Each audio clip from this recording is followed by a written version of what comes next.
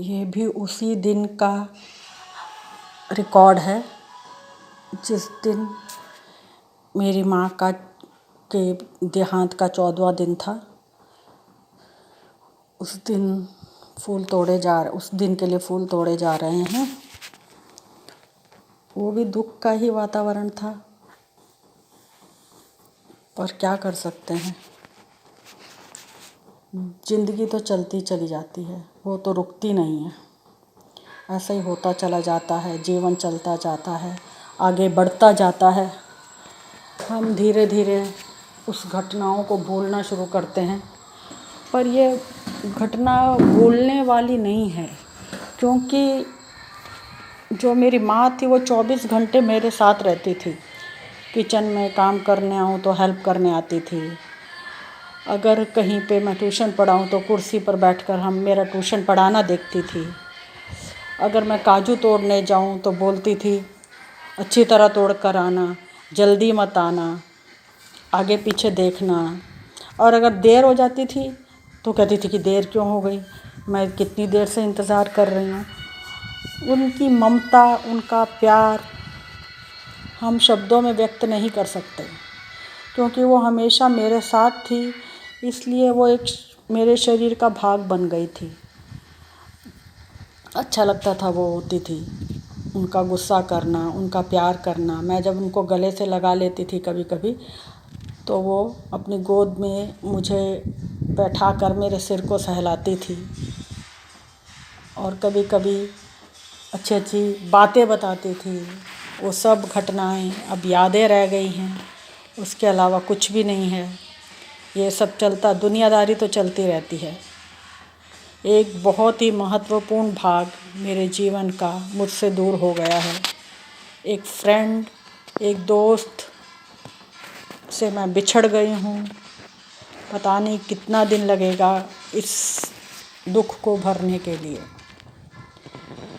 पर एक दिन वो भी आएगा जब धीरे धीरे ये दुख भरेगा शायद, पर लगता है बहुत मुश्किल होगा। इतना बड़ा घर जिसमें मेरी माँ रहकर बहुत खुश थी, अपने लिए कमरा बनवाया था, अपनी चॉइस का कमरा चुना था। क्या होता था मालूम है, हम अपने पुराने घर में थे जो अब मेरे भाई का है। उस घर से मेरा बेटा स्कूटी निकालता था। वो सुबह सुबह हम नाश्ता करने के बाद वो कहती थी, चल हम अपने उस नए जो घर बन रहा उसमें जाएंगे, देखेंगे क्या हो रहा है, कितना बना। संडे संडे हम लोग इस घर में आते थे, जो घर में अब मैं रह रही हूँ। तो मैं फिर वो स्कूटी में बिठाता था मेरा बेटा मेरी अपनी नानी को। मैं क्या करती थी, उनकी चप्पल और उनकी लाठी लेकर उस स्कूटी के पीछे भागती थी। मतलब वो चप्पल नहीं पहन पाती थी उस टाइम स्कूटी में चढ़ते वक्त, तो मैं उनकी चप्पल और लाठी लेकर पीछे भागती थी। और हम जब घर में पहुंच जाते थे तो उधर बहुत सारा मिट्टी, कंकड़, पत्थर सब हुआ करता था, क्योंकि घर बन रहा था। तो वो चप्पल पहन के ऊपर चढ़ती थी लाठी के सहारे। सीढ़ियों पर चढ़ते वक्त कई बार बैठ जाती थी। फिर वो जब ऊपर वो चढ़ जाती थी तो उठकर खड़े होकर देखती थी कि घर कैसे बना है। तो हमारा सीरियल वाइज 3 कमरा बना हुआ है। मैं पूछती थी, आपको कौन सा कमरा चाहिए? तो वो कहती थी, पहले बन जाने दे, बन जाएगा ना तो मैं अपना कमरा खुद चॉइस करूँगी। फिर धीरे धीरे घर भी बन गया। थोड़ा थोड़ा बन जाने के बाद थोड़ा अच्छा लगने लगा, टाइल्स वगैरह लग गए, ग्रेनाइट से ज़मीनें बन गई।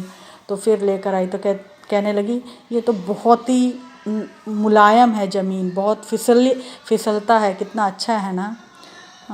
और कहने लगी कि मुझे इस घर में सबसे पहला कमरा चाहिए, जो कि भगवान के मंदिर के सामने है। इधर से मैं भगवान के दर्शन भी आराम से कर सकूँगी और भगवान के मंदिर भी जा सकूँगी, और इधर से ही मैं बाहर जाके संडास वगैरह पास में रहेगा, मुझे बाथरूम वगैरह पास रहेगा, नहाने का कमरा पास रहेगा। इसलिए मैं इस कमरे को चॉइस करती हूँ। मैंने कहा, जैसी आपकी इच्छा, आप ले लो ये कमरा आपके लिए अब से। पर दुख की बात यह है कि पूरे 2 साल भी वो नहीं रही इस घर में।